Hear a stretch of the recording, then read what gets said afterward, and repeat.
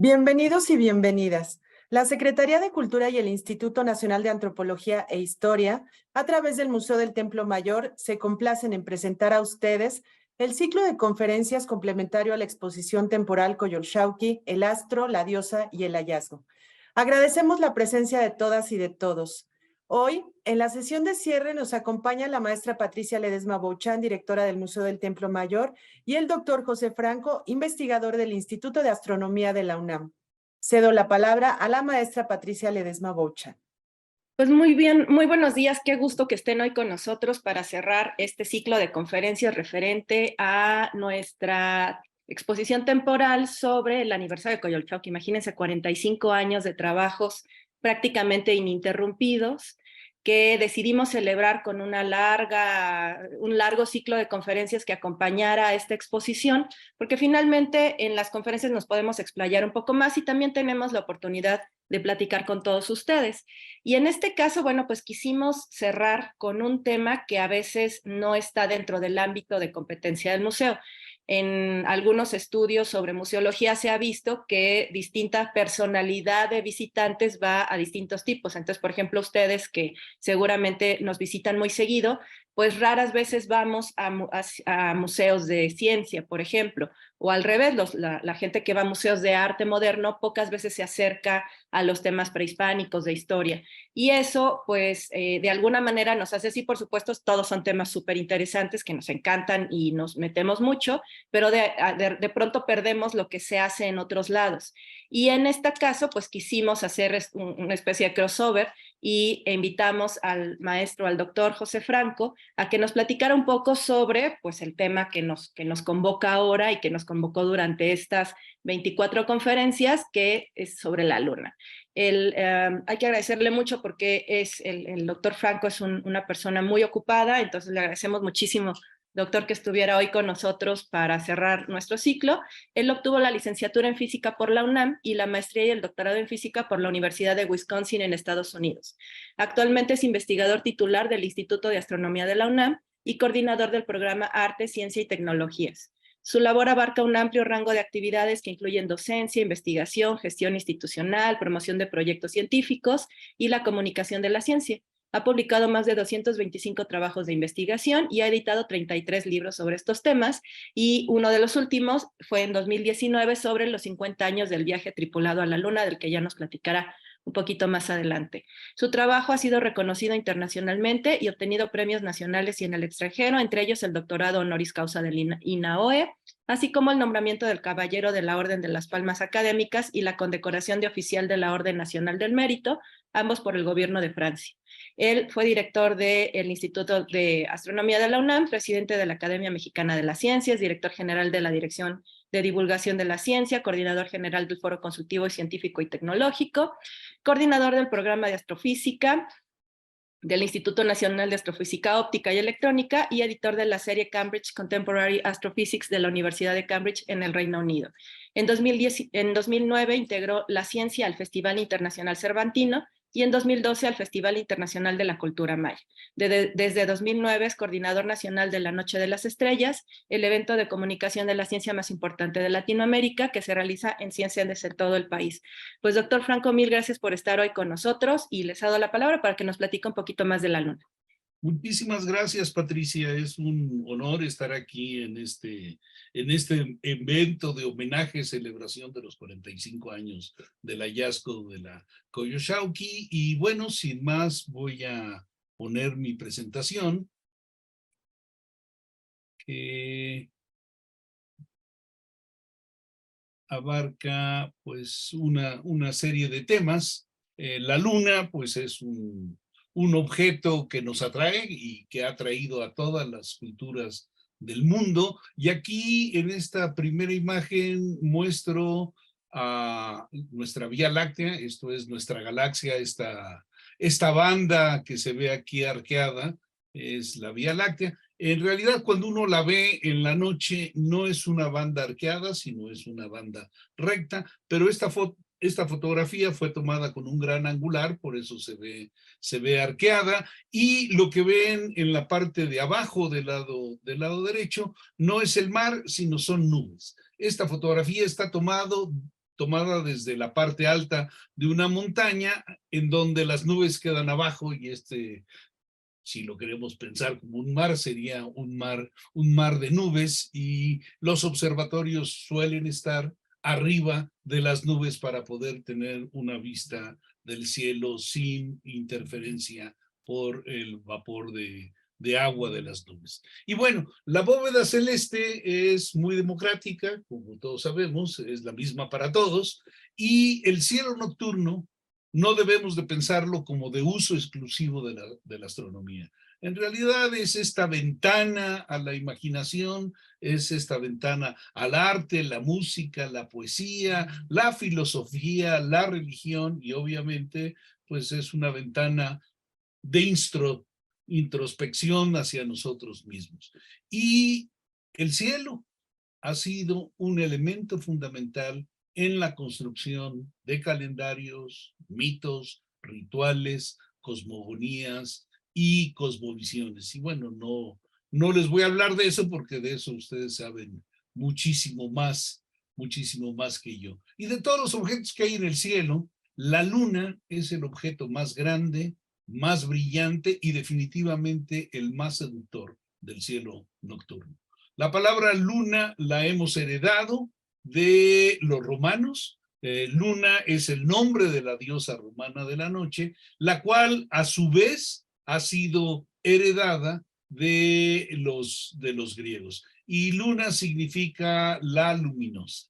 Y podemos rastrear su presencia en la cultura, en la vida de los seres humanos desde las primeras civilizaciones. Sumerios, chinos, olmecas, polinesios, inuits y todos los grupos humanos del mundo han sido definitivamente seducidos por la luna, y la luna ha sido una deidad en todos estos lugares. Por otro lado, la luna siempre nos presenta una cara, y como está manchada, todas las culturas han visto figuras en la luna. Por supuesto que el conejo para nosotros es uno de los elementos más importantes. En otros lugares no ven un conejo, sino ven una liebre, o ven un coyote, o ven rostros y cuerpos de hombres y mujeres, o ven manos, o ven ranas, o ven sapos. Y de hecho, Plutarco en el siglo I, en una de sus obras, describe la cara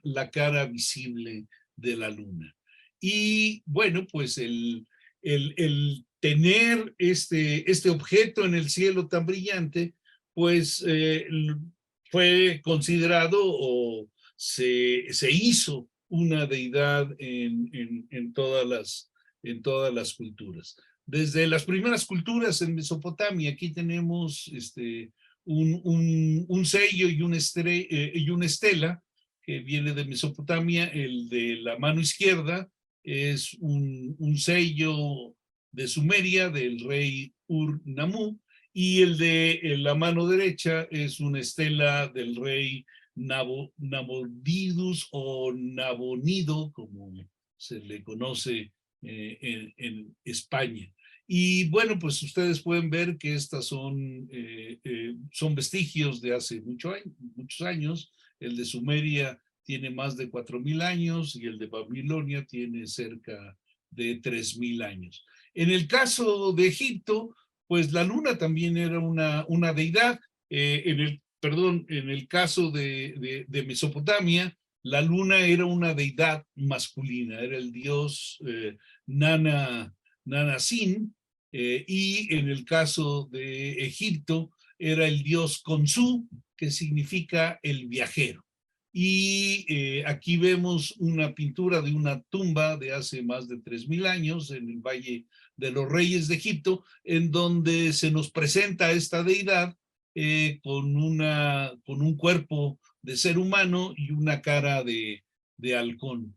En el caso de la India, el dios de la luna era Chandra, y también tenía otro nombre que era Soma, y pues Chandra significa el brillante, al igual que luna significa la luminosa. Chandra significa el brillante, y esto fue tomado de un libro, del libro de los sueños, que fue editado o hecho por ahí del año 1700 de nuestra época. El conejo ha estado asociado en varias culturas a la luna, y en el caso de China, la diosa de la luna era Chang'e, y la diosa Chang'e tenía un conejo de jade. El conejo se llamaba Yutu, y aquí tenemos una magnífica ilustración muy bella, en donde se ve a la diosa Chang'e con el conejo Yutu. Y recuerden estos nombres porque las ondas, las naves que se han posado en la luna de parte de China, tienen justamente estos nombres, y ya las veremos en su momento. En el caso de nuestras culturas, originarias en lo que es ahora México, la diosa maya de la luna también está asociada con un conejo. Aquí tenemos una vasija de cerámica que está en el Museo de Bellas Artes de Boston, en donde la diosa maya se ve dando a luz a un conejo. Hay una controversia sobre si Ixchel es la diosa de la luna para los mayas o no, entonces no quise ponerle nombre y la dejamos como la diosa maya de la luna. Y bueno, es muy clara la asociación, en el caso de los mayas también, de la diosa de la luna con un conejo. En el caso del altiplano, la Coyolxauhqui no está asociada a un conejo, pero pues es la reina de la fiesta que estamos celebrando. Y el conejo de la luna para los mexicas está descrito de una manera bastante clara en el Códice Florentino de Fray Bernardino de Sahagún, en donde se describen pues todas las cosas que había en la Nueva España en ese momento, y su tradición mexica, en donde pues nos da un buen recuento de la astronomía que conocían los mexicas, en donde pues hicieron reportes de cometas que las describían como estrellas humeantes. También dieron descripciones de los eclipses, y parece ser que eran capaces también de predecir eclipses de luna. Y por otro lado, pues del lado derecho podemos ver al famosísimo conejo de la luna, que está ahí bien marcado. Y la luna, pues el conejo es un símbolo nacional, si ustedes quieren, de la luna. Y en el 10º aniversario de la llegada del ser humano a la luna, nuestro gobierno emitió un sello postal con una representación en donde está la luna, el conejo y un maguey. El pulque está asociado también al maguey, y los conejos, al igual que Mayagüel, pues son deidades que están asociadas a la luna. Y la luna, pues obviamente también en la época actual está asociada a la cosmovisión de muchos países, en particular de países del Islam. Y aquí tenemos una serie de banderas que ilustran la asociación de la luna con la cultura de estos países. No vemos lunas en otras banderas fuera del espacio del mundo musulmán. Entonces aquí viene una muy breve descripción de 6 de las banderas que tienen una luna en su imagen patria. En el caso de los viajes a la luna, yo creo que los dos elementos más conocidos sobre los posibles viajes a la luna son la novela de finales del siglo XIX, en 1865, de Julio Verne, y la película de su compatriota, El viaje a la luna, de Georges Méliès. En esta película y en esta novela se visualiza el viaje a la luna como impulsado por un cohete que es lanzado en un tiro parabólico desde la Tierra. Estas obras son consideradas como pioneras de la ciencia ficción espacial, y aquí tenemos un par de ilustraciones. Del lado izquierdo tenemos la portada del libro de Julio Verne, de La Tierra a la Luna, en su edición en inglés, y del lado derecho tenemos una imagen muy famosa de la película de Méliès, en donde la cápsula del cohete se entierra en el ojo de la luna. Pero a pesar de que son consideradas como obras pioneras, en el caso de la película, efectivamente, esta es la primera película que se hace sobre un viaje a la luna, pero en el caso de las novelas, pues dista mucho de ser la primera novela. La primera novela de la cual se tiene un dato claro, la hizo un historiador, un escritor sirio, Luciano de Samosata, en donde describe este viaje a la luna con la tecnología de la época. Y la tecnología de la época pues eran las embarcaciones marítimas, y el viaje a la luna se hace justamente en un barco. En aquella época había historiadores que trataban de vender como ciertas pues toda una serie de historias fantásticas, toda una serie de fake news. Y la idea de este libro, que se llama La historia verdadera, en este libro Luciano Samosata se burla de estos historiadores que hicieron estas fake news, que como pueden ver ustedes, pues el mundo lleva cerca de 1800 años con fake news, o sea, no es nuevo, simplemente estas noticias falsas se han diseminado de manera muy rápida por las redes sociales, pero pues es parte de la misma historia de la cultura humana el hacer estas historias falsas y tratar de venderlas como si fueran reales.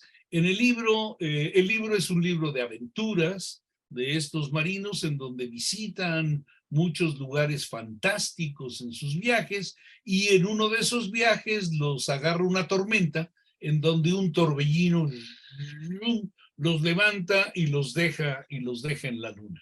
Al llegar a la luna, pues conocen a los habitantes de la luna, y no solamente conocen a los habitantes normales, regulares de la luna, sino conocen al rey y la reina de la luna, que en ese momento se estaba preparando junto con el rey y la reina del sol para atacar a los ejércitos de la estrella sirio, porque querían conquistar aquella estrella. Entonces es una historia muy, muy interesante, la de todos los viajes, y en particular la del viaje a la luna, que queda pues para la posteridad un viaje en barco. Y esta no es el único caso en donde hay un viaje en barco a la luna. En la historia del barón de Munchausen también hay un viaje en barco a la luna, y a lo largo de la historia del siglo II para acá ha habido muchísimos libros y muchísimas aventuras en donde algún personaje visita a la luna. Y estas visitas se dan en cualquier tipo de transportes, algunos montados en un águila, otros en una carroza de fuego, otros tirados por un grupo de gansos. En fin, digamos, hay pues una amplísima variedad de formas en las cuales los seres humanos viajamos con la imaginación a la luna. Y uno de los casos que a mí me parece más relevante son los relatos que hace Cyrano de Bergerac de los viajes a la luna. En este libro, que ahorita les voy a mostrar la portada, Cyrano de Bergerac describe que él se hace un cinturón en donde pone muchas botellitas de cristal. a las botellitas de cristal las llena de rocío, de este rocío de la mañana, y las pone, las tapa y las pone boca abajo en su cinturón. Entonces, cuando sale el sol y calienta el sol, y empieza este sol a evaporar el, este, el rocío que había dentro de estas, dentro de las botellas, las destapa y ¡fum! Esto lo lanza hacia arriba, pero el empuje del rocío evaporado, pues es suficiente nada más para levantarlo un poco y después baja a la tierra. Muy frustrado, Cyrano, lo que hace es después construir una canasta a la cual le pone cohetes, de estos cohetes chinos, de los cohetes que utilizamos nosotros en las fiestas.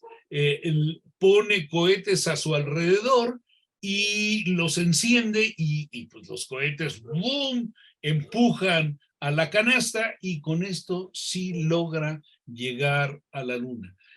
Como pueden ver ustedes, Cyrano de Bergerac se adelanta un buen número de siglos a el desarrollo de cohetes en la Tierra y al desarrollo de motores a reacción. Lo que él está describiendo aquí, pues es un tipo de impulso por reacción, y aquí tenemos una portada del libro que hizo Cyrano de Bergerac en inglés en 1687 y se llama La historia cómica de los estados e imperios de los mundos de la luna y el sol, en donde pues describe todas estas peripecias, y como pueden ver ustedes en la imagen de la portada, además de aquellos dos vehículos que hizo o que describió, hizo también la descripción de un tercer vehículo en donde crea una esfera grandototota con el mismo principio del rocío que se evapora, pero esta vez, pues como no está restringido a hacer un cinturón, sino estar alrededor de una esfera grande, en este caso, el impulso del rocío evaporado es suficiente para llevarlo. Uno de los relatos más chistosos y brillantes es el de Juan Pérez Zúñiga, que escribió este libro que se llama 6 días fuera del mundo, viaje involuntario. Lo escribió a principios del siglo XX, en donde, como pueden ver ustedes en la portada del libro, él viaja a la luna dentro de un ropero. Es un relato muy chistoso, porque lo que relata, se los describo muy brevemente, sería muy bueno si alguno de ustedes puede conseguirlo. Lo que él describe aquí es que conoce a un inventor en una reunión y el inventor le cuenta que acaba de inventar un instrumento antigravedad, un instrumento que compensa la gravedad y puede levantar cualquier objeto, y que con ese instrumento de su invención, pues él piensa hacer un viaje a la luna. Y entonces Juan Pérez le dice, hombre, eso está interesantísimo, me interesa, y lo invita y quedan de verse un día en la casa del inventor para realizar el viaje a la luna. Llega Juan Pérez muy puntual y lo recibe el inventor, y de entrada se disculpa diciendo que no tuvo suficiente dinero para hacer una nave propiamente para viajar a la luna, pero que pues el ropero servía muy bien, y le mostró el ropero que tenía en su casa, en donde ya estaba el instrumento antigravedad, había un par de sillas y una pierna de jamón para hacer el viaje. Como podrán imaginar, Juan Pérez Zúñiga pues, era español, y bueno, pues el jamón es parte de la dieta cotidiana en España. Y bueno, pues se suben, cierra la puerta el inventor y echa a andar la máquina y ¡bum! Se van a la luna, llegan a la luna, y en el camino fueron platicando y fueron comiendo jamoncito, y cuando llegan a la luna ya pueden alunizar. Entonces se bajan y ven aquello blanco lleno de cráteres, muy bonito, y el inventor se disculpa, dice, mira, tengo que ir aquí atrásito de un cráter a hacer una de mis necesidades. Entonces empieza a caminar y ¡pum!, se cae, y se cae muerto. Se le reventó la vesícula, y entonces Juan se queda ahí atónito mirando el cadáver de su amigo el inventor, y se queda mirando el ropero sin saber cómo funciona el, el ropero. Entonces busca en las ropas del inventor a ver si hay instrucciones para manejar el aparato, y bueno, efectivamente había instrucciones, pero como el inventor no quería que todo el mundo se enterara, había escrito las instrucciones en griego. Entonces, pues el pobre Juan no sabía griego, y se mete desolado al ropero a sentar, se sienta y empieza a comer jamoncito, se recarga en el aparato y sin darse cuenta lo echa a andar y ¡bum! Esto hace que se eleve nuevamente al espacio, y trata de dirigir ¿cómo se llama?, el ropero hacia la Tierra, pero no le atina y se sigue hasta Venus. En Venus llega y bueno, pues Venus está habitado y ahí la gente es muy bulliciosa, y hay bares, y entonces se mete ahí a disfrutar de los bares un buen rato, y pues en el bar, como se ve bastante ahí en los bares venusinos, pues entra en una bronca ahí con los parroquianos del lugar, y sale corriendo, se mete al ropero, y finalmente echa a andar el ropero y puede regresar sano y salvo a la Tierra. Es muy, muy divertido, no es muy grande, es un libro pequeñito, se lo recomiendo muchísimo. Bueno, pues ahora vamos a pasar a la parte que es más, que nos compete por ser la parte real. Los cohetes que impulsaron a todos los astronautas son cohetes que derivaron de la Segunda Guerra Mundial.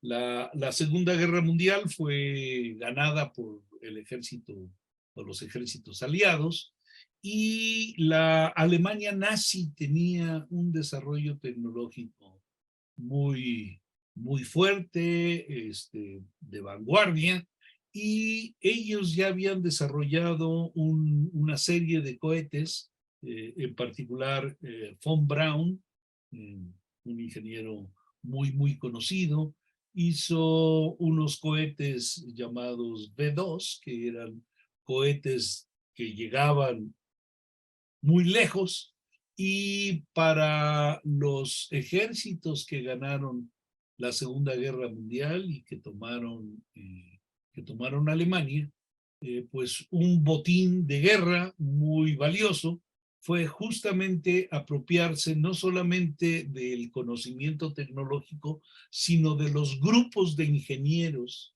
que habían desarrollado esta cohetería.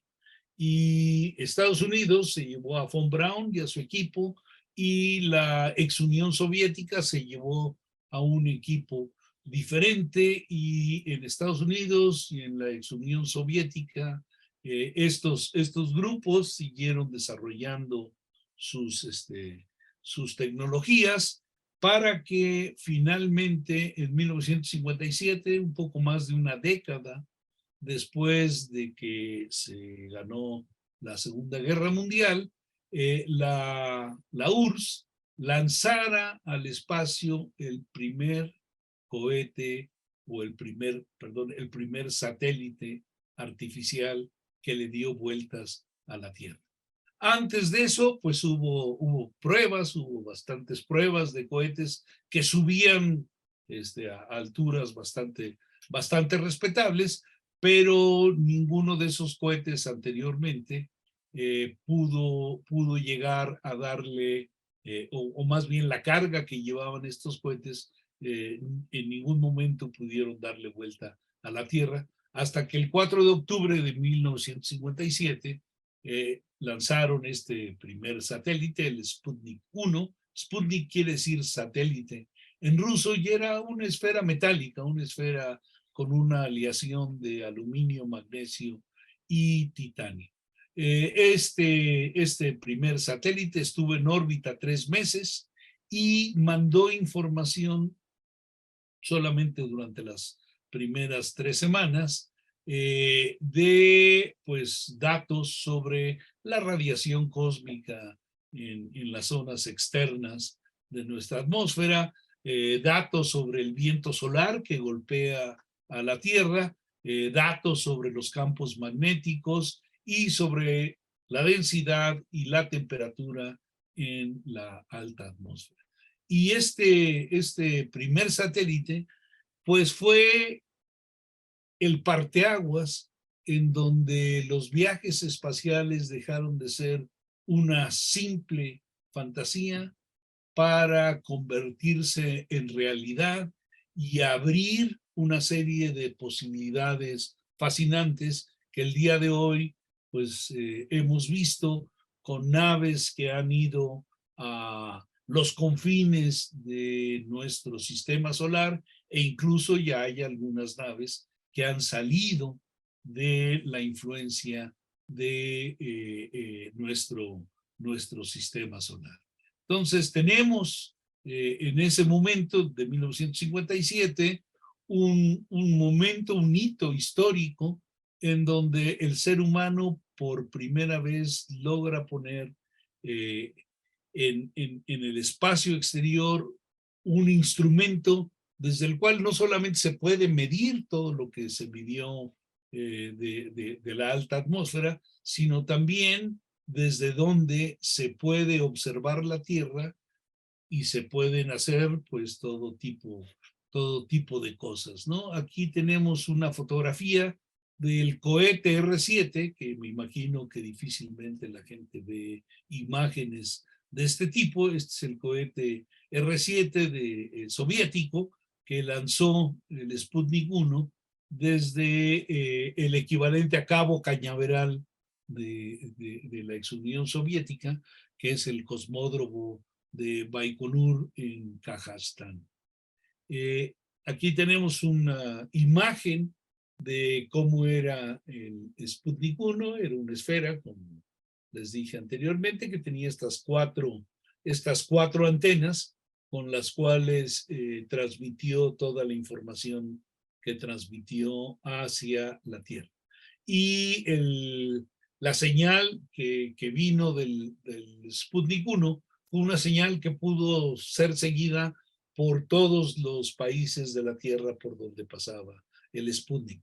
La velocidad con la cual viajan estos cohetes o estos sistemas de baja altura es bastante alta y le dan la vuelta a la Tierra en aproximadamente 1 hora y media. Entonces, cada 1 hora y media el Sputnik 1 estaba dándole más o menos la vuelta a la Tierra, y muchos países lograron seguir al Sputnik, aunque no necesariamente pudieron descifrar la información que estaba mandando. Pero la reacción que hubo de toda la comunidad mundial a este hecho fue una reacción muy fuerte, en particular Estados Unidos. Estados Unidos y todo el mundo fue sorprendido por este hecho, y en ese momento Estados Unidos y la Unión Soviética estaban en una competencia muy fuerte, y esto mostraba que la Unión Soviética tenía una ventaja tecnológica y estratégica muy fuerte respecto a la tecnología de Estados Unidos, y Estados Unidos respondió con varias iniciativas. Una de ellas fue la creación de la NASA. Un mes después de que se lanzó el Sputnik 1, se lanzó el Sputnik 2, llevando a una perrita callejera que se encontraron En el pasado, en los cohetes estos que subían a la alta atmósfera, pero no le daban vueltas a la Tierra, ya habían mandado algunos seres vivos, habían mandado moscas y diferentes cosas para ver cómo se comportaban en la alta atmósfera, pero es la primera vez que mandan a un mamífero a la alta atmósfera, bueno, a darle la vuelta a la Tierra, y el 3 de noviembre de 1957, un mes después del Sputnik 1, sale el Sputnik 2 con la perrita Laika.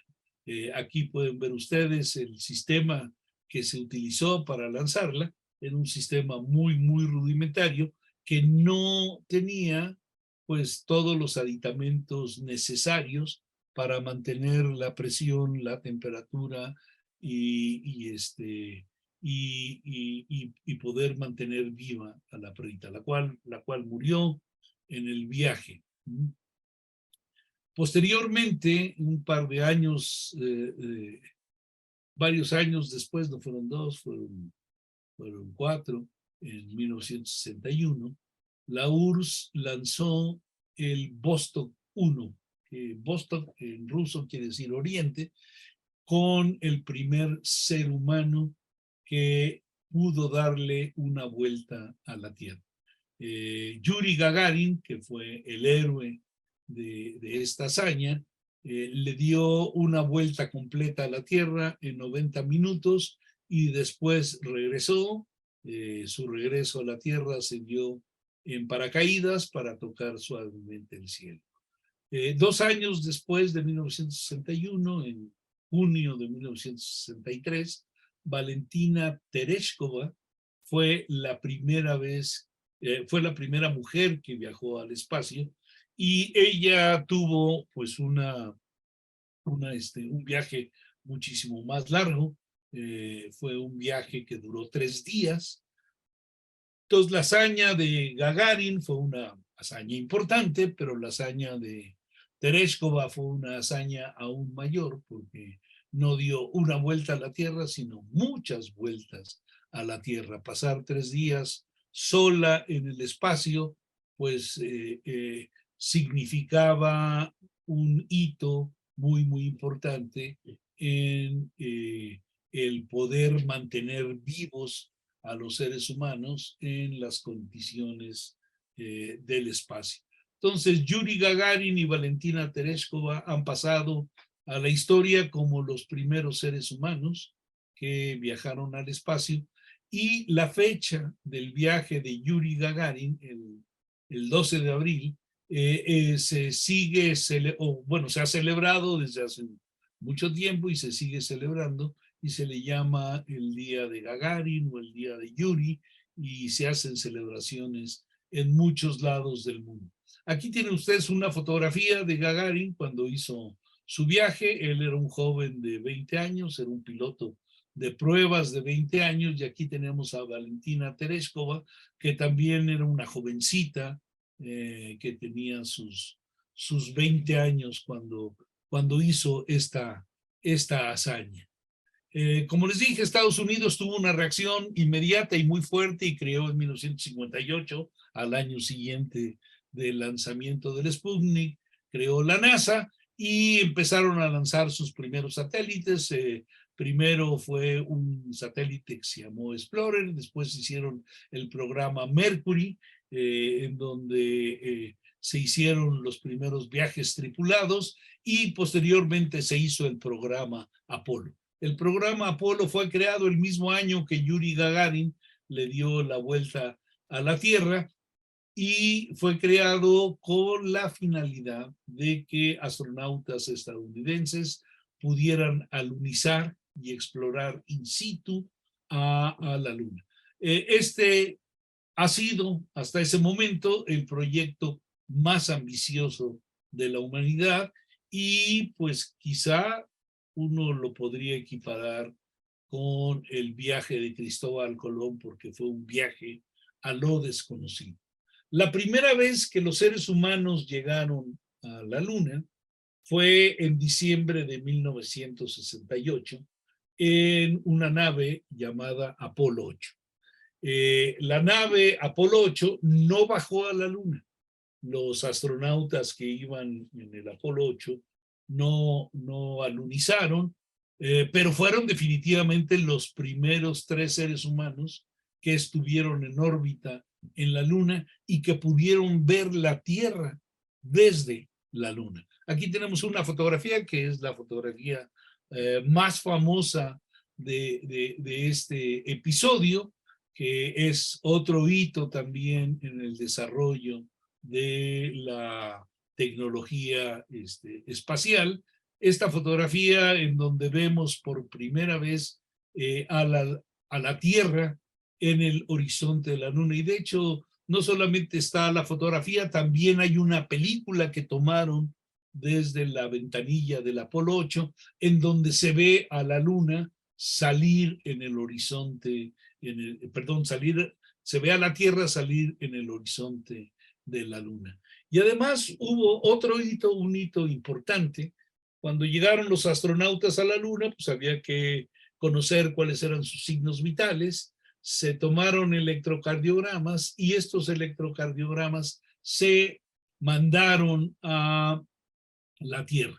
En ese momento, en diciembre de 1968, estaba de visita en la NASA un doctor mexicano, el doctor Ramiro Iglesias, un cardiólogo mexicano, que tuvo el privilegio y el honor de ser quien analizara el primer electrocardiograma mandado desde la Luna. Entonces, el desarrollo de la medicina espacial, de la cardiología espacial, pues tiene un pionero mexicano. Desafortunadamente el doctor Ramiro Iglesias murió hace un par de años, pero bueno, su nombre nuevamente está en la historia. El alunizaje lo hicieron los astronautas del Apolo 11, en donde vemos aquí unas fotografías del momento del lanzamiento.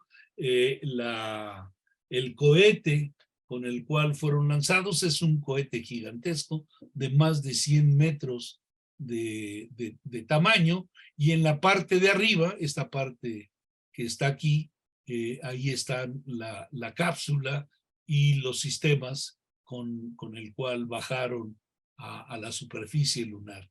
Y la mayor parte del cuerpo, esta parte que se ve aquí, la más grande, pues es el lugar en donde estaba el combustible con el cual fue lanzada la nave. Y aquí tenemos cuando, digamos, llegó el Apolo 11 a su órbita lunar.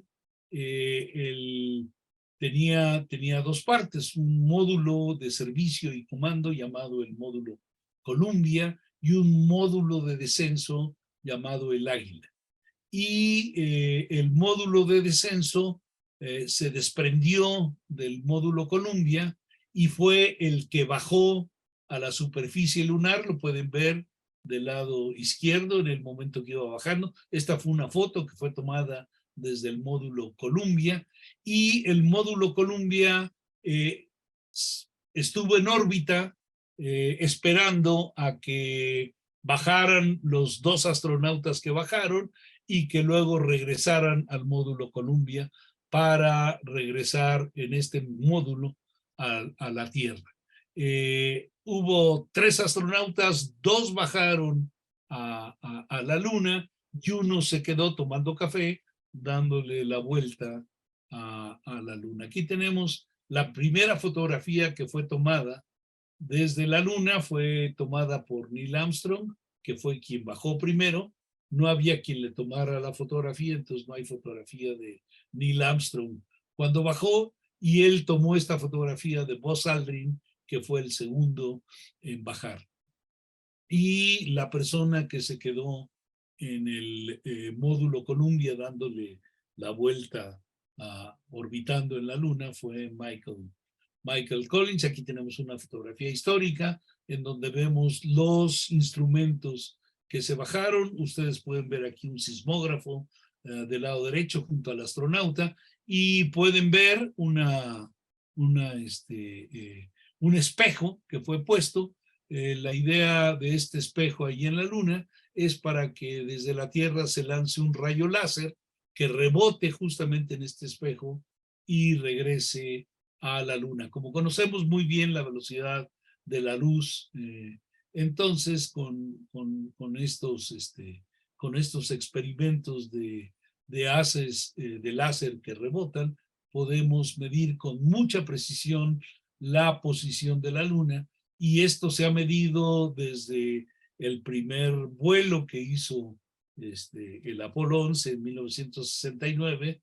Se siguen haciendo estos experimentos y con eso hemos conocido con mucha precisión la posición relativa entre la Luna y la Tierra, y hemos encontrado que la Luna se está alejando de la Tierra unos centímetros por año.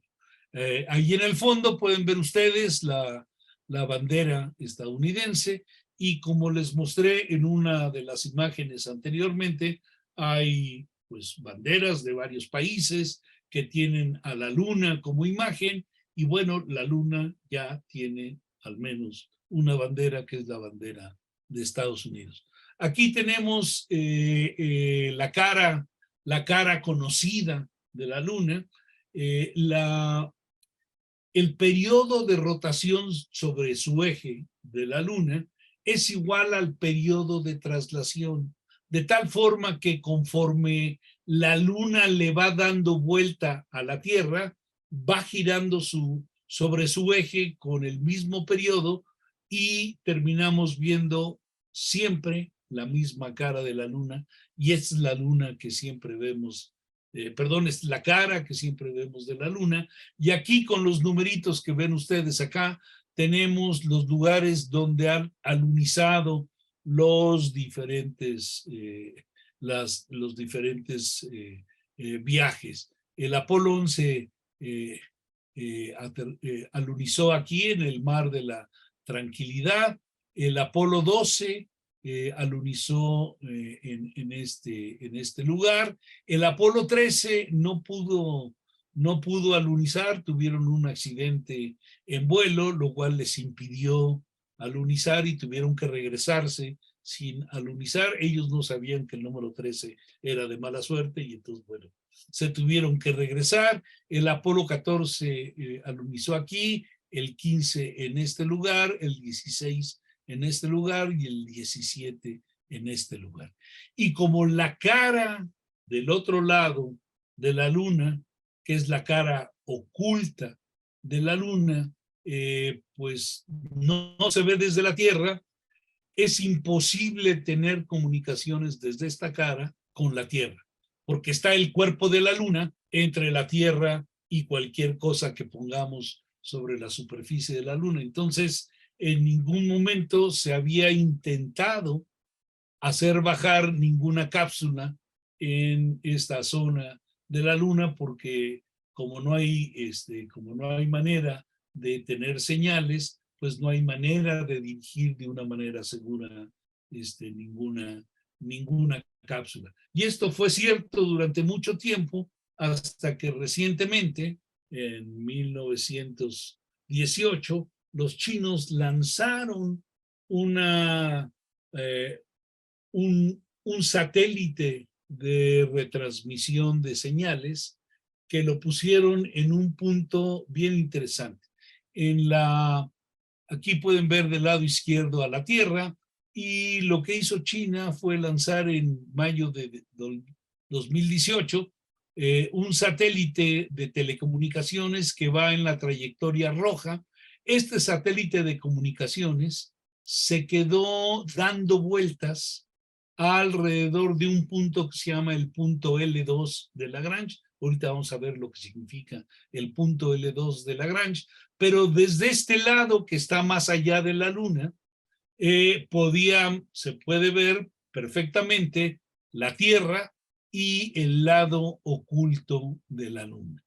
Y con esto hicieron que posteriormente, en diciembre de ese mismo año, lanzaran el satélite que se ve en amarillo, que fue un satélite que llegó al lado oculto de la Luna y pudo aterrizar suavemente gracias a que fue dirigido por la retransmisión de este satélite de retransmisión. En enero del 2019, la sonda Chang'e 4, si ustedes recuerdan, la diosa de la luna en China es Chang'e, y esta sonda logró llegar a la luna. Y aquí vemos estos puntos que se llaman puntos de Lagrange. No quiero atosigarlos, pero en un sistema de dos cuerpos, uno grandote y otro pequeño, por ejemplo, el Sol y la Tierra, o la Tierra y la Luna, hay 5 puntos donde las fuerzas gravitacionales desaparecen. Estos 5 puntos los descubrió Lagrange hace ya un par de siglos, y el L1 está situado entre los dos cuerpos. El L2 está del otro lado. Digamos, si esta es la Tierra en amarillo y esta es la Luna aquí, entonces el L1 está entre la Tierra y la Luna y el L2 está después de la Luna. El L3 está exactamente del otro lado de la Tierra, del otro lado de la órbita, y luego están estos dos lugares, el L4 y el L5, pues en esos puntos, si ustedes ponen un lápiz, el lápiz se queda ahí flotando sin que se vaya ni para la Tierra ni para la Luna. Y la razón por la cual son puntos fijos en el espacio se puede ver en esta imagen, en donde en azul tenemos a la Luna, en el amarillo tenemos a la Tierra, y luego los puntos L1, L2, L3, L4 y L5 vemos que rotan de manera sincrónica con la rotación de la Luna y la Tierra, de tal forma que el punto L2, que es donde está este sistema de retransmisión chino, pues va a estar mirando siempre la cara oculta de la Luna, y también va a estar mirando siempre a la Tierra. Y de una vez les digo que en el punto L2 fue donde se puso el telescopio James Webb. El telescopio nuevo que lanzó la NASA, que es un telescopio fabuloso infrarrojo, está en el punto 2 de Lagrange, cerca de donde está el satélite de retransmisión. Y aquí tenemos una fotografía de Chang'e 4. Esta fotografía de Chang'e 4 fue, Chang'e 4 viajó con un módulo autónomo con rueditas que se ve en esta otra parte. Este módulo con rueditas se llama Yutu 2, Yutu como el conejo de la luna y Chang'e como la diosa de la luna, y se posó suavemente Chang'e, bajó el módulo lunar autónomo y desde el módulo lunar autónomo le tomó una foto a Chang'e. O sea, esta foto fue tomada por Yutu y la foto de Yutu fue tomada por Chang'e. Entonces tenemos imágenes de este hecho histórico. El próximo viaje que se pretende hacer a la Luna y alunizar es un viaje de la Agencia Espacial de la India. Este se llama Chandrayaan 3. El viaje anterior contra Chandrayaan 2 falló y se estrelló Chandrayaan 2 contra la superficie de la Luna. Y si ustedes recuerdan, el dios de la Luna en la India es Chandra. Entonces, pues al igual que China, ellos quieren poner a su dios sobre la superficie lunar. Y también lleva un módulo autónomo, el Chandra lleva un módulo autónomo que se llama Vikram. El sistema fue lanzado hace poquito tiempo, hace unos 15 días, lanzado hace 2 semanas, el 14 de julio, y ya está en órbita alrededor de la Luna, fue exitoso en llegar a la órbita, y va a bajar a la Luna el 23 de agosto. Crucemos los dedos para que no se estrelle y el viaje sea sea adecuado. Aquí vemos una imagen artística del módulo de alunizaje Vikram con su sistema autónomo. Y bueno, el próximo viaje de la NASA a la Luna ya tiene nombre y ya han hecho muchos avances.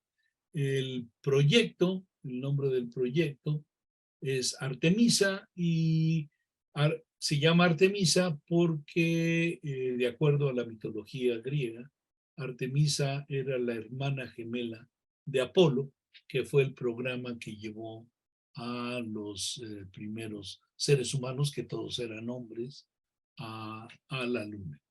En este caso, en Artemisa, y se llama Artemisa, porque la idea es mandar a mujeres a la Luna. Y aquí tenemos los nuevos trajes espaciales que se han diseñado para el programa Artemisa, y aquí tenemos a una persona modelando cómo es el traje espacial para mujeres para el próximo viaje en Artemisa a la Luna.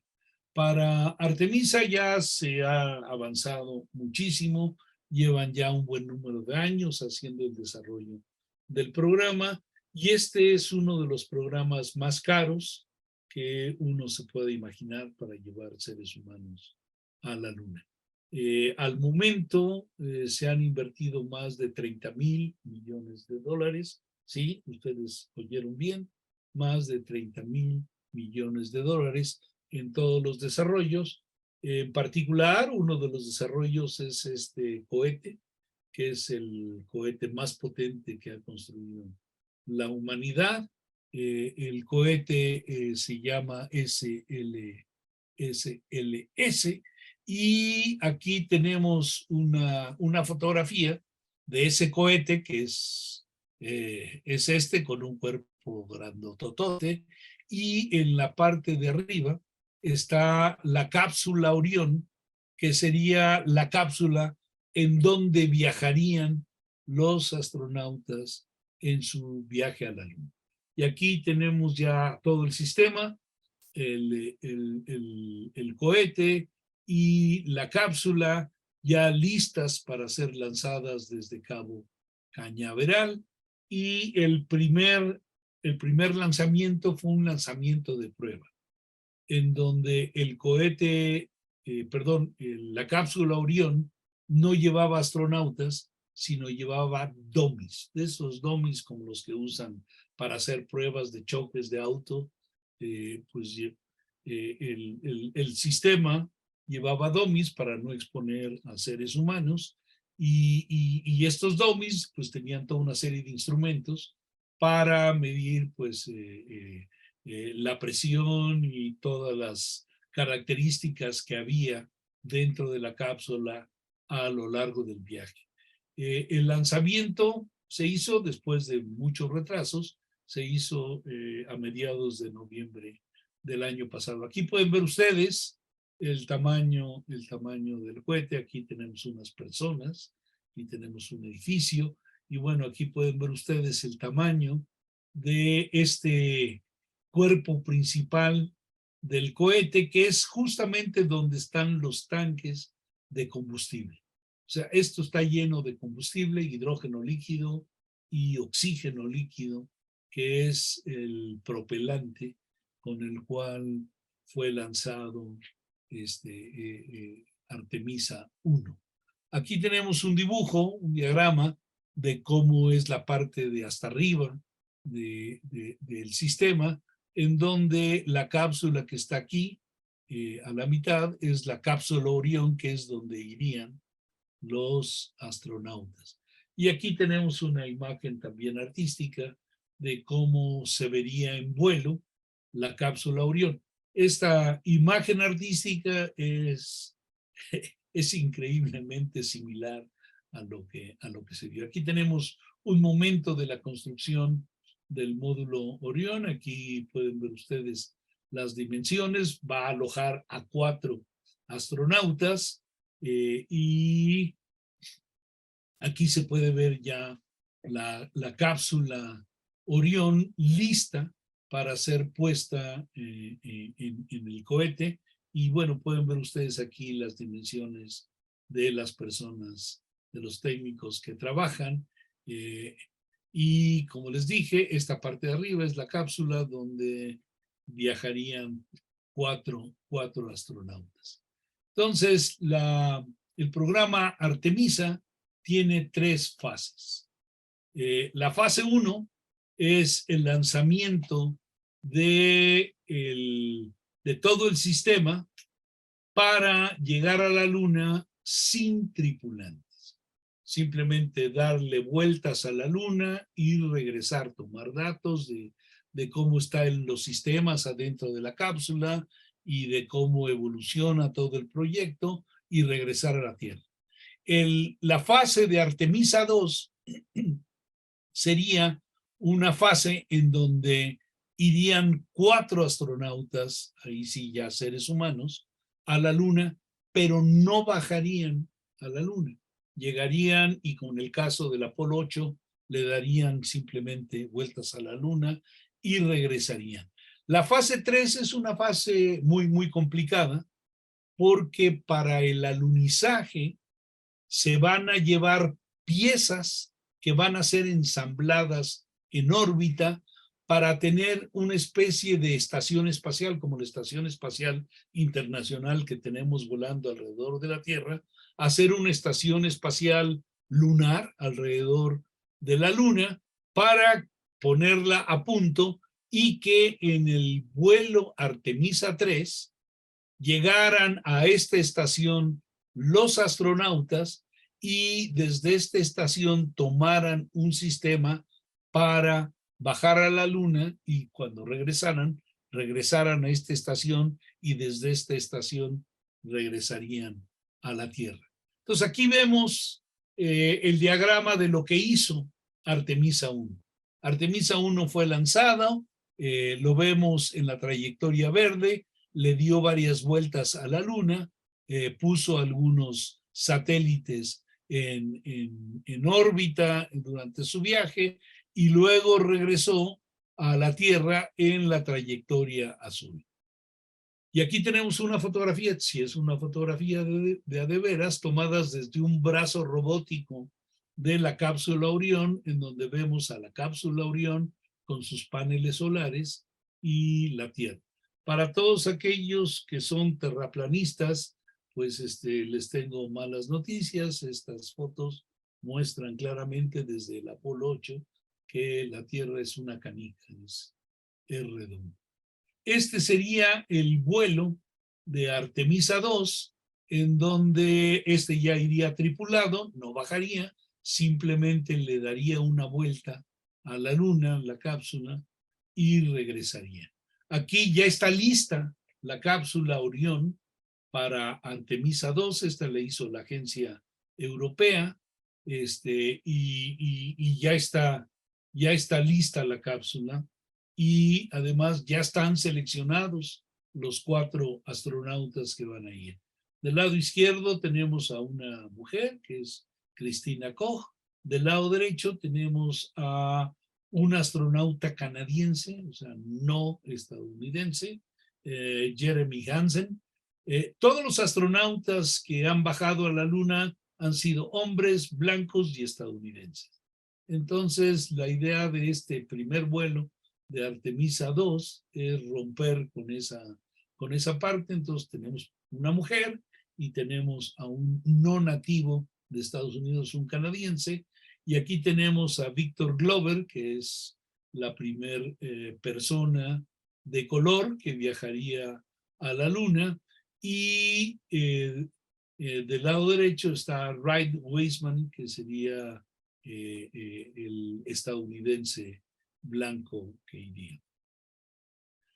Para el caso de Artemisa 3, como les dije, ese se va a dar cuando ya se tenga la estación que va a estar girando alrededor de la Luna, y pues sería un viaje pues un poco más complicado porque llegaría en la trayectoria verde a la estación espacial lunar, bajarían a la Luna y luego regresarían a la Estación Espacial Lunar y luego de ahí regresarían a la Tierra. La Estación Espacial Lunar se llama Gateway y pues como cualquier sistema de Mecano o Lego, es un sistema que se va a ensamblar en el punto L1 de la Tierra y la Luna. Se va a ensamblar, las partes ya están siendo hechas, en particular las dos primeras partes que se están ahorita en construcción, no sé si ya estén terminadas, son esta parte de propulsión que se llama PPE y esta parte que sería la zona habitacional. Estas dos partes están en construcción, las otras no necesariamente, pero cada una de las partes está siendo construida por diferentes grupos. El brazo robótico está siendo construido por Canadá. Este módulo Dragon XL está siendo construido por SpaceX, que es una compañía privada. Este otro sistema está siendo, bueno, estos sistemas están siendo construidos por la Agencia Espacial Europea, ESA, y por la Agencia Espacial Japonesa, JAXA. Entonces, bueno, pues todo esto está en construcción y será ensamblado en el punto L1 y cuando quede ensamblado se va a ver de esta manera. Aquí pueden ver ustedes cómo embonaría la cápsula Orión cuando llegue a este sistema, a esta plataforma lunar, y de aquí bajarían los astronautas y de aquí tomarían una nave que los bajaría a la Luna. Los problemas a los cuales se van a enfrentar son problemas que ya se conocen. Bueno, hay varios problemas. No hay una atmósfera en la Luna y al no haber una atmósfera en la Luna, los rayos ultravioleta pegan con fuerza y la temperatura que adquiere la superficie de la Luna durante el día es de más de 100 grados. Es muy, muy alto. Y además el polvo lunar es un polvo muy finito y muy latoso que se pega en todos lados. Aquí pueden ver ustedes el traje espacial de este astronauta que es Harrison Schmitt del Apolo 17, que está totalmente lleno de tierra. Y aquí tenemos a Gene Cernan, también del Apolo 17, ya adentro de la cápsula después de haber hecho la caminata y exploración en la Luna. Pueden ver ustedes que está lleno de polvo. Y este polvo se queda flotando en la atmósfera de la cápsula y se mete a los pulmones y genera reacciones alérgicas muy, muy potentes. Entonces, este polvo, la falta de atmósfera, son dos de los grandes peligros que va a haber, porque al no haber atmósfera no solamente llegan los rayos ultravioleta y los rayos X directamente a la superficie lunar, sino también cualquier piedra que esté pasando por ahí también pega directamente, y eso es lo que ha generado todos los cráteres que ven ustedes en la Luna. Aquí tenemos una microfotografía de polvo lunar que les muestra pues que es un polvo hecho de silicatos que son pues están muchas partes cristalizadas, con lo cual los hace pues como pequeñas dagas, como pequeñas agujas, y fácilmente cortan los trajes de los astronautas, y si te rozan la piel, pues también es muy abrasivo y te puede generar cortes. Entonces se han hecho ya toda una serie de ideas de cuando bajen las próximas misiones a la Luna, dónde habitarían. Y lo que se ha pensado, quién sabe si esto se haga realidad, es generar domos. Domos con impresoras 3D utilizando polvo lunar. Utilizar el mismo polvo lunar para generar los lugares, los hábitats. Aquí tenemos una imagen artística de una de las ideas. Yo creo que el grueso de los lugares habitables van a ser así, de esta forma, cosas que estén bien protegidas bajo la corteza. Entonces van a ser como nidos de hormigas en los lugares donde la gente va a tener que vivir. Aquí tenemos otra ilustración que a mí me parece más fantasiosa y más lejana de la realidad, pero bueno, en este momento hay un despegue de imaginación muy grande para ver cómo serían las estaciones en la Luna. Y bueno, yo no sé ustedes, pero yo ya me estoy quedando sin voz, así es que voy a terminar aquí y les agradezco muchísimo. Los dejo con esta imagen preciosa de la Coyolxauhqui que salió en Arqueología Mexicana, y pues muchas gracias por su atención. Patti, todo tuyo el micrófono. Muchas gracias, doctor. Bueno, pues ahorita platicando con Miriam, que es nuestro enlace con la página de Facebook, tenemos muy buena recepción, pero había pocos comentarios, entonces le decía a Miriam, oye, ¿qué está pasando? Y más bien es que todos estamos con la boca abierta, porque ha sido una presentación muy interesante, además muy fluida, y hay como varios puntos que igual quisiera platicar con usted. Por un lado, el tema de la ciencia, y eso yo espero que a todos nos haya hecho reflexionar un poquito, no solo con esta conferencia, sino a través de todas, que de pronto ahora en el siglo XXI se nos antoja que todo es muy fácil.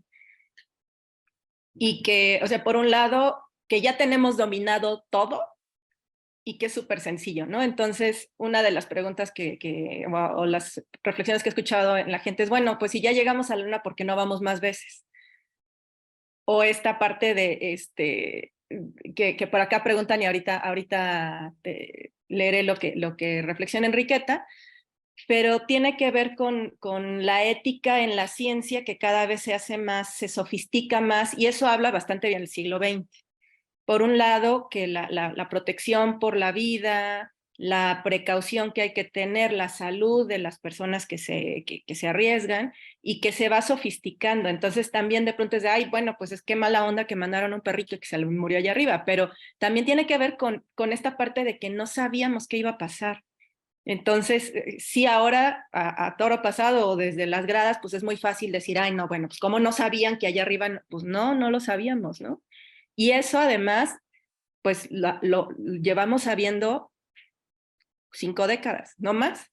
Entonces, antes las hipótesis sobre lo que era la Luna, de qué estaba hecha, qué pasaba allá arriba, es más, qué pasaba pasando las nubes, han sido propuestas de los seres humanos basadas en conocimiento precientífico y científico, por dos. Pero solo se lograron comprobar algunas de estas hasta que no llegamos allá arriba. Entonces eso también le permite, o a mí me gustaría que todos reflexionáramos, que la explicación que había en Mesoamérica sobre la constitución de la Luna es una explicación muy válida y además del mismo nivel que todas las que había en esa época. Y eso también es algo muy interesante que ahorita si quieren platicamos con el doctor. ¿Qué opina, doctor? No, bueno, que tienes toda la razón. El conocimiento es un proceso histórico-social que se ha venido desarrollando a lo largo, te iba a decir de la historia, pero no, desde la prehistoria. O sea, en la prehistoria se desarrolló un conocimiento rudimentario, lo podemos, en este momento podemos describir rudimentario, pero en ese momento era el estado del arte, de las herramientas que se estaban utilizando para conseguir el sustento o para abrir un poquito la tierra, etcétera. Entonces, el conocimiento del cielo, independientemente de todo el conocimiento que se dio sobre animales, plantas, en lo que sucedía cuando hacíamos agujeros, etcétera. El conocimiento del cielo permitió conocer los ciclos que hay en el cielo, que se convirtieron en los primeros relojes y en los primeros calendarios, que fueron los que permitieron que en su momento, hace aproximadamente 10,000 años, se generaran las primeras aldeas en Mesopotamia. Si no ha habido ese conocimiento, pues no hubiera podido asentarse los seres humanos. Y a partir de que se asentaron los seres humanos en estas aldeas, hemos sido devastadores con el mundo, porque hemos transformado el medio que está alrededor para beneficio nuestro. Y como cada vez ha habido más aldeas y cada vez hemos agarrado más terreno, pues el día de hoy tenemos a todo el mundo totalmente cambiado a como era originalmente. Entonces, el conocimiento, pues sí, el conocimiento genera muchas cosas, genera avances, pero pues desafortunadamente en el proceso de hacer las cosas, de generar alimento para los seres humanos, pues hemos destruido muchos ecosistemas. O sea, la agricultura es uno de los grandes enemigos de la biodiversidad y de los ecosistemas. Pero bueno, yo no creo que nadie en este grupo va a decir, deje de hacerse la agricultura para poder recuperar la biodiversidad y los ecosistemas, porque pues eso implicaría la muerte de millones de seres humanos por falta de alimentación, qué sé yo. Yo creo que así como hay beneficios, hay costos, y esos costos son de muy diferentes tipos. En el momento en que te lanzas a un lugar en donde muy probablemente sea de no retorno, tú sabes que muy probablemente va a ser de no retorno. Y los primeros astronautas que fueron en el Apolo 8, pues se la estaban jugando completamente porque el ser humano jamás en el pasado había hecho nada similar. Una vez que lo hicieron, pues entonces ya los que vinieron lo pudieron hacer más fácilmente.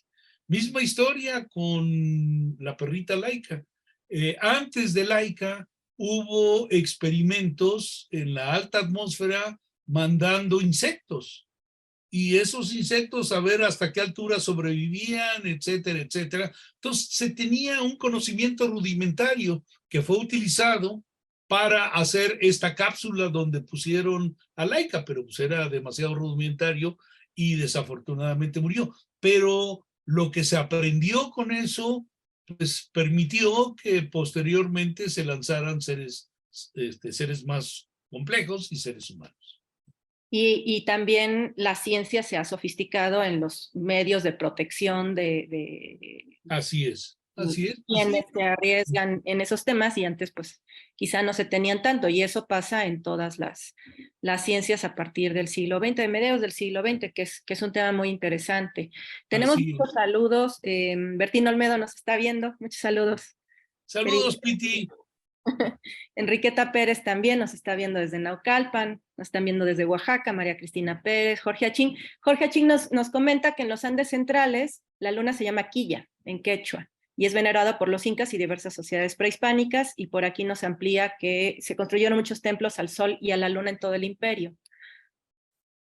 Y es un tema bonito, porque además la luna siempre nos ha llamado la atención a las culturas del mundo, ya lo mencionó el doctor. El tránsito del tiempo es mucho más fácil de medir si uno observa la luna que si uno observa al sol, por ejemplo. Entonces, en muchas sociedades, no solo en las mesoamericanas, había dos calendarios, el calendario solar y el calendario lunar. Y eso también pues, le permitió al ser humano pues, hacerse estas preguntas que son muy naturales entre nosotros, sobre qué es el mundo y para qué está aquí, ¿no? Ese es un tema muy bonito que nos ha acompañado durante mucho tiempo, pero en particular a la luna nos ha llamado mucho la atención desde épocas milenarias y hasta la fecha.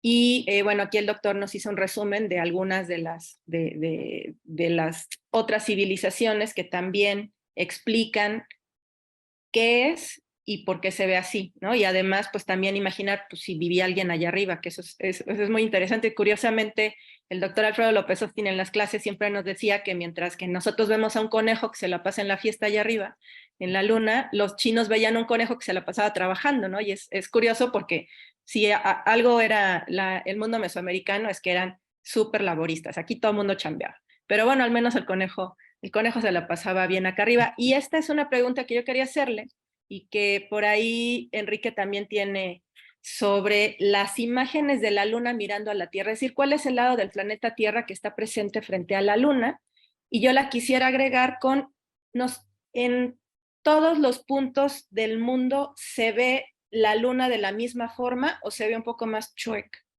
Bueno, lo que pasa es que si está, sí, depende de dónde estés, si estás en el hemisferio norte o si estás en el hemisferio sur, se ve un poco diferente, pero la cara que vemos de la luna siempre es la misma, ¿okay? No importa si estamos en el norte o en el sur.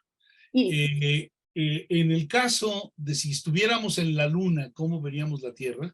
A la Tierra la veríamos a toda la Tierra, ¿ok? O sea, la Tierra no tendría secretos desde la Luna, ¿ok? La Luna sí tiene secretos vista desde la Tierra. Gracias. Y eso también pues, nos ayuda a entender esta pareidolia. ¿Se acuerdan que lo vimos en una sesión anterior? Pareidolia significa la interpretación que nosotros hacemos de una mancha o de una imagen que no está hecha ex profeso. Entonces, para Mesoamérica, la pareidolia de las sombras lunares es un conejo, que es muy parecida a lo que se ve en China, pero que no se ve igual, ya lo explicaba el doctor, si uno la ve desde Estados Unidos o si la ve de Perú. Por ahí recuerdo que algunos amigos dicen que se ve un toro, ¿no? En Sudamérica. Bueno, yo creo que depende de la imaginación, tú puedes ver lo que quieras. O sea, lo que pasa es que tienes una serie de manchas, algunos ven coyotes, otros ven sapos, otros ven caras de personas, en fin, es como cuando ves las nubes. La diferencia es que las nubes cambian y las manchas, pues ahí siguen, ¿no? Pero uno las acomoda como uno guste, ¿no? Sí, exacto. Y es muy, muy bonito y muy interesante el tema, porque también nos habla de los esfuerzos que siempre hace el ser humano por tratar de entender al mundo que lo rodea, ¿no? Así es. Totalmente de acuerdo.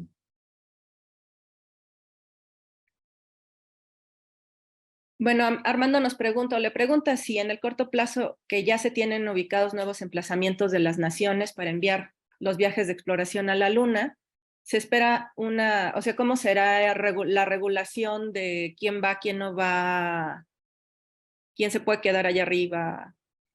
Bueno, yo creo que hay todavía bastantes huecos en muchas cosas.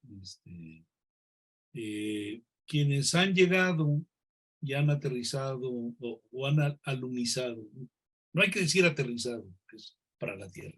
Quienes han alunizado de manera suave son Estados Unidos, la Unión Soviética y China. Ha habido intentos por otros países, por ejemplo, la India lo intentó y le ha fallado, ahorita lo vuelve a intentar. Israel lo intentó, falló. Los Emiratos Árabes Unidos también intentaron poner ahí un rover automatizado y también fallaron. Entonces, hay bastante basura sobre la Luna de objetos que se han estrellado contra la Luna. De hecho, la primer nave que mandó la Unión Soviética a la Luna, hicieron un programa que se llamó el programa Luna, ¿ok? Para mandar naves a la Luna. Y el primero fue Luna 1, ¿ok? Y Luna 1 no le atinó a la Luna, se siguió de largo y tenemos pues una nave por ahí flotando en algún lado de este intento fallido. Los intentos posteriores ya fueron intentos en donde ¡pum!, se estrellaban en contra de la superficie lunar. Hubo varias que se estrellaron en contra de la superficie lunar, tanto estadounidenses como soviéticas. Entonces hay bueno, digo, es bastante grande la luna, pero hay bastante basura, basura terrestre ya. ¿Mm? Y que también nos habla del proceso científico de prueba y error, es decir, no tenemos absolutamente todo. Otra vez, como les decía, yo espero que la reflexión que nos llevemos hoy es que el ser humano, a la fecha en pleno siglo XXI, tiene todavía muchas cosas por aprender y por saber. Y que lo bonito de la ciencia es que los resultados no dependen de uno, sino más bien dependen, nuestra labor es como, yo le explico a mis alumnos que es como un carrito de cuerda, donde uno al principio genera hipótesis, hace cálculos, estadísticas, pero después sueltas el carrito. Y el carrito caminará lo que tenga que caminar, y el final del carrito no depende de uno, y ese es como el gran brinco que se dio de otro tipo de conocimientos al conocimiento científico. Y quizá en la astronomía es uno de los campos en los que ahora lo podemos ver de mejor forma, ¿no? Hay muchísimas cosas que todavía no sabemos y que, como ya nos explicaba el doctor, tiene que ver mucho con lo costoso que es decir, no es algo fácil, lo complicado que es el tema de este tipo de trabajos, pues requiere una colaboración entre muchos científicos de distintas ramas, matemáticos, físicos, químicos, geólogos, biólogos, médicos, y por otro lado, pues que tiene que ver ahora la moderna ciencia, pues cada vez es más compleja y requiere de grandes pasos y de grandes estudios antes de echar a andar algo, es decir, no nada más nos vamos así como, pues allá a ver qué pasa. Así es, mira, la ciencia espacial o el desarrollo espacial, pues es muy caro, los costos son muy altos y como bien dijiste hace rato, las naciones, bueno, en particular Estados Unidos, abandonó el programa Apolo porque los costos eran altísimos, ¿no? Altísimos. Ahora se lanzan a hacer un nuevo programa en la Artemisa, que para cuando llegue la fase Artemisa 3, se estima que el costo va a ser como de más de 90,000 millones de dólares. ¿Ok? Wow. Escuchaste bien, 90,000 millones de dólares, más de eso. Y eso pues no lo puede absorber un país únicamente, ¿no? Entonces está Canadá, está la Unión Europea, está Japón, antes estaba involucrada Rusia se ha hecho un poco para atrás en varios proyectos, pero también está la iniciativa privada, está SpaceX y otros grupos privados. Entonces, como decía mi abuelita, pues sumando miserias podemos, podemos hacer algo más grande, ¿no? Pero suena como que 90,000 millones de dólares es una locura, ¿no? No es ninguna locura porque los insumos que dejan, tanto la astrofísica como el desarrollo espacial, son muy, muy altos. Y el día de hoy, los hospitales están llenos de sistemas que fueron desarrollados para el espacio. O sea, el tener estos insumos magníficos para la salud, son sistemas que han sido desarrollados con conocimientos y con avances tanto en astrofísica como en desarrollo espacial, además de otras cosas, por supuesto, pero la astrofísica y el desarrollo espacial han estado ahí presentes en todo esto. Y yo creo que el mejor ejemplo de la cooperación y de los altísimos costos que uno de repente ya no pone atención es el tratamiento que se dio al COVID.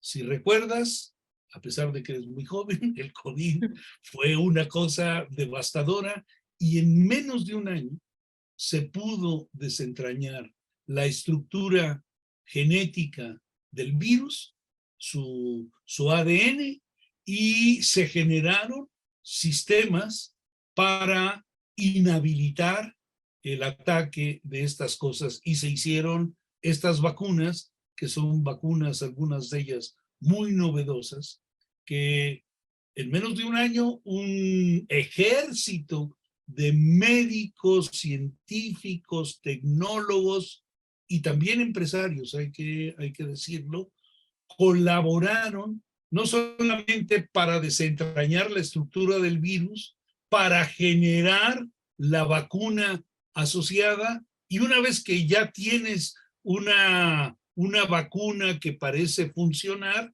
el generar industrialmente los millones, los miles de millones de vacunas que se hicieron para vacunar a la humanidad. Entonces, el hacerlas y el distribuir todas estas vacunas implicó la participación de la iniciativa privada.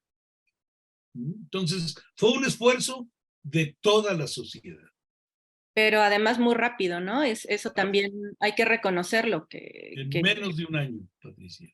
O sea, por un lado es la voluntad, pero por otro lado también es la sofisticación de los niveles de ciencia que ya tenemos en general, no nada más en los países principales, sino en general. Y eso también a todos los jóvenes que nos están viendo y que les interesen los temas de la ciencia, pues que sepan que en la UNAM, en el Politécnico, también en nuestra ENA, pues se han desarrollado muchas técnicas y muchas propuestas científicas que están compitiendo a nivel internacional. Entonces, si les interesan estos temas, anímense a estudiarlos, vénganse a hacerse una licenciatura en ciencias.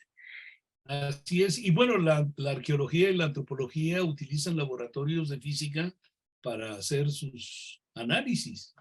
Exacto, exacto. Ya espero luego lo invitaremos a que también tenemos por ahí un programa de vocaciones juveniles y seguramente lo vamos a invitar porque también es muy interesante cómo de pronto nos prestamos las técnicas entre las ciencias, ¿no? Entonces nosotros nos enfocamos en ciertos descubrimientos o en cierto ámbito del conocimiento, ustedes en otro, pero luego también podemos hacer estas combinaciones interesantes que nos permiten crecer de mejor forma.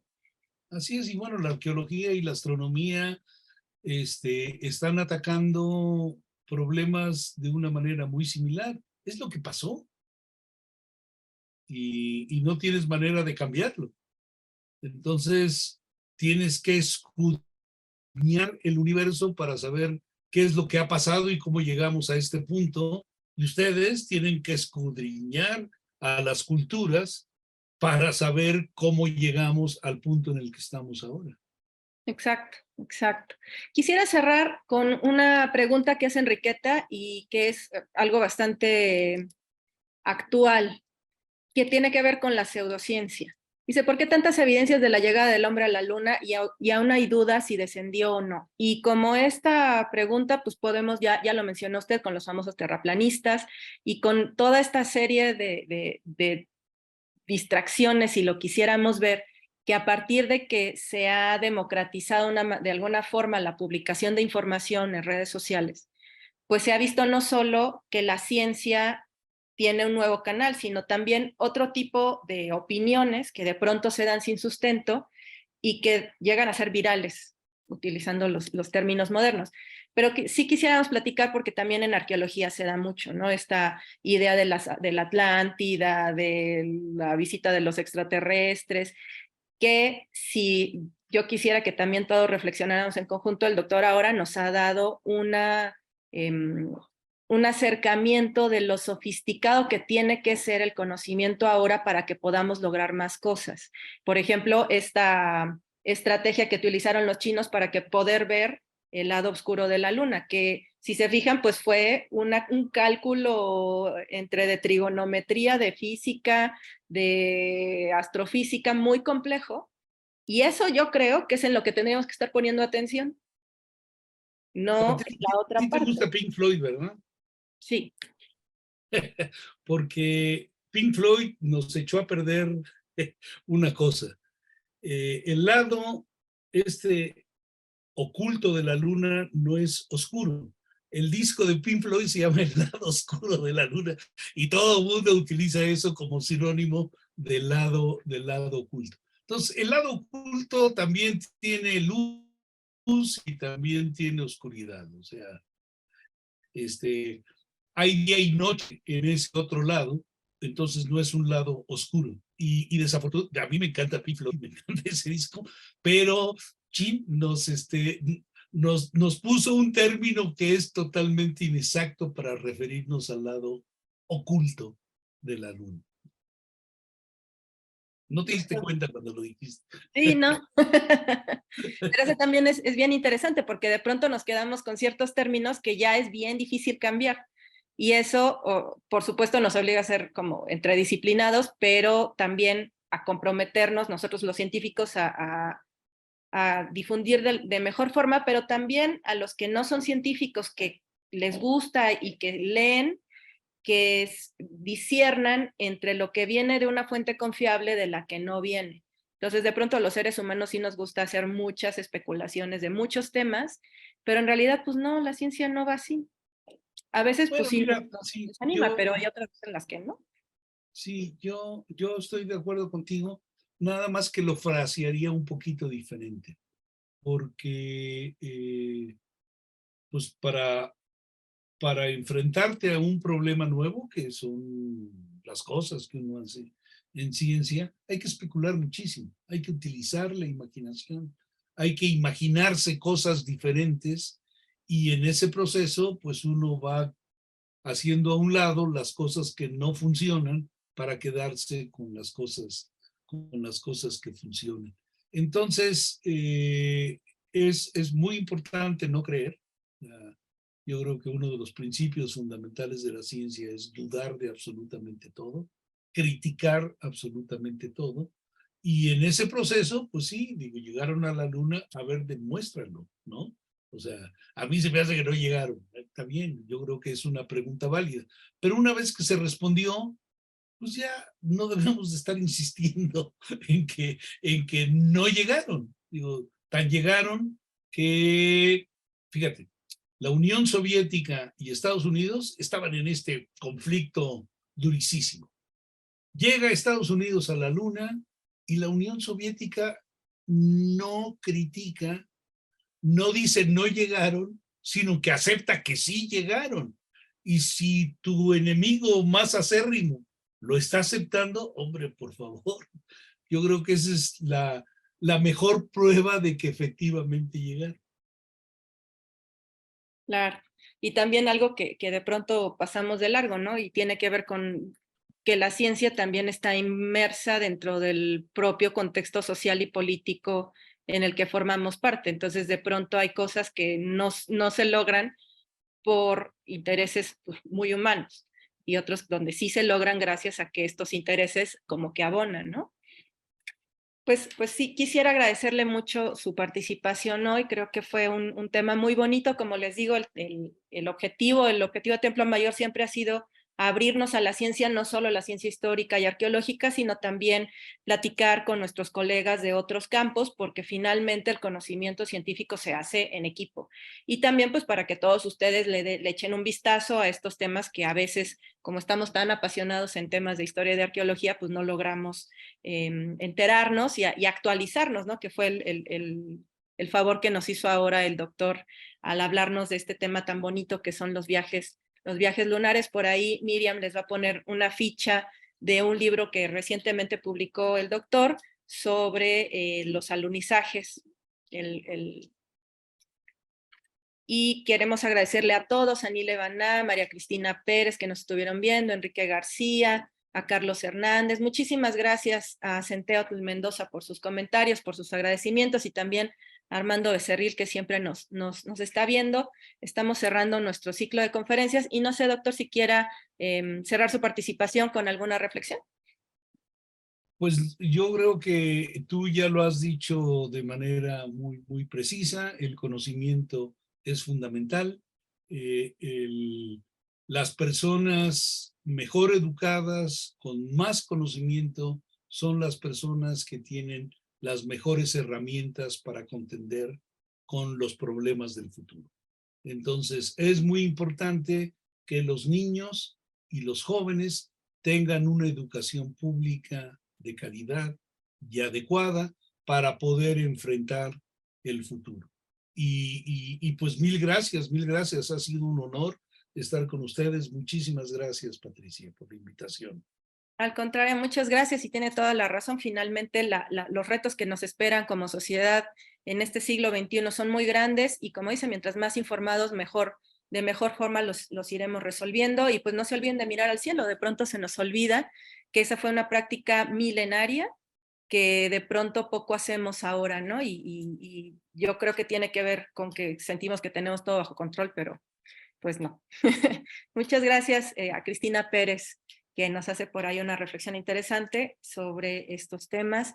Les agradecemos a todos su participación, su asistencia, su compromiso, su acompañamiento durante todos estos sábados. Hoy cerramos nuestro ciclo de conferencias. En esta ocasión, pues quisimos hacer un ciclo un poco más largo porque estamos celebrando 45 años del descubrimiento de Coyolxauhqui y bueno, pues invitamos a muchas personas, muchos de nuestros colegas se sumaron a este ciclo para presentar los últimos descubrimientos, los últimos trabajos sobre esta diosa lunar que ya el doctor nos hizo favor de poner.